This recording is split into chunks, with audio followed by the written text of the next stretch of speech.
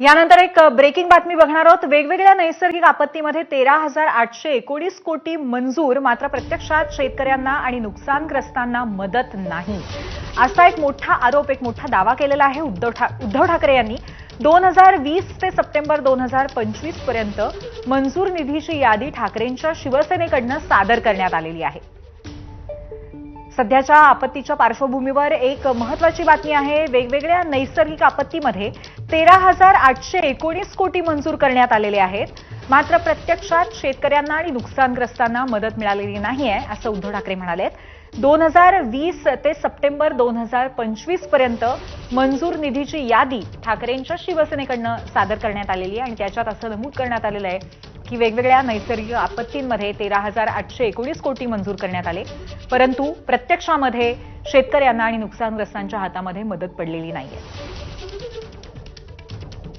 उद्धव ठाकरे आज मराठवाड्याच्या दौऱ्यावरती आहेत। त्यांनी ठिकठिकाणी जाऊन आज परिस्थितीची पाहणी केलेली आहे। थोड्याच वेळापूर्वी पत्रकार परिषदेमध्ये बोलत असताना त्यांनी अशीही मागणी केली की कोरोना काळामध्ये जो पीएम फंड तयार करण्यात आलेला होता, त्या फंडाच्या माध्यमातून शेतकऱ्यांना सरसकट कर्जमाफी दिली गेली पाहिजे। तसंच त्यांनी असंही म्हटलं की पंजाबमध्ये आता पुरानंतर नुकसान झाल्यावरती हेक्टरी 50,000 रुपये शेतकऱ्यांना दिले जात आहेत, तशा पद्धतीची मदत महाराष्ट्र सरकारने करावी। आणि याच पार्श्वभूमीवर आता शिवसेनेकडून एक यादी जाहीर करण्यात आलेली आहे।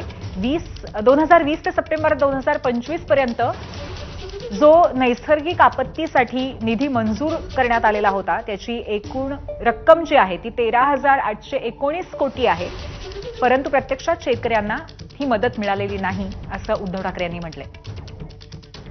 आपले प्रतिनिधी अप्पासाहेब शेळके आपल्याला या संदर्भात अधिक माहिती देतील। अप्पासाहेब, नक्की उद्धव ठाकरे काय म्हणालेले आहेत आणि आणखीन काय माहिती आहे या संदर्भात?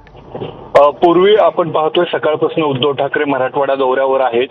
साहजिकच आहे, जे सत्ताधारी पक्षाकडनं मुख्यमंत्र्यांनी म्हटलेलं आहे की याचं राजकारण करू नका आपत्तीचं, तर त्यावर उद्धव ठाकरेंनी बोलताना म्हटलं की मी राजकारण करत नाही, पण मिळणारी मदत जी आहे ते तुटपुंज आहे, ती पण स्वीकारता येणार नाही। आणि याच पत्रकार परिषदेत उद्धव ठाकरेंनी एक पेपर दाखवला, त्यामध्ये मार्च 2023 ते ऑगस्ट 2024 या काळामध्ये ज्यावेळेस अतिवृष्टी, पूर, नैसर्गिक आपत्ती ज्या आल्या त्या काळात जी काही मदत सरकारनं जाहीर केलेली आहे, त्या मदतीची आकडेवारी दाखवली। ती एकूण मदत होती 13,819 कोटीची, आता 2,226 कोटीची।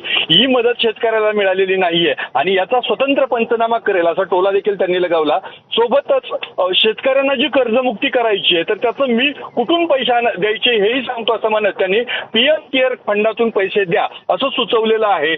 मग ही राष्ट्रीय आपत्ती जाहीर करावी का असं ज्यावेळेस विचारण्यात आलं, त्यावेळेस गुजरातच फक्त राष्ट्र आहे का, महाराष्ट्र आणि पंजाब नाहीये का?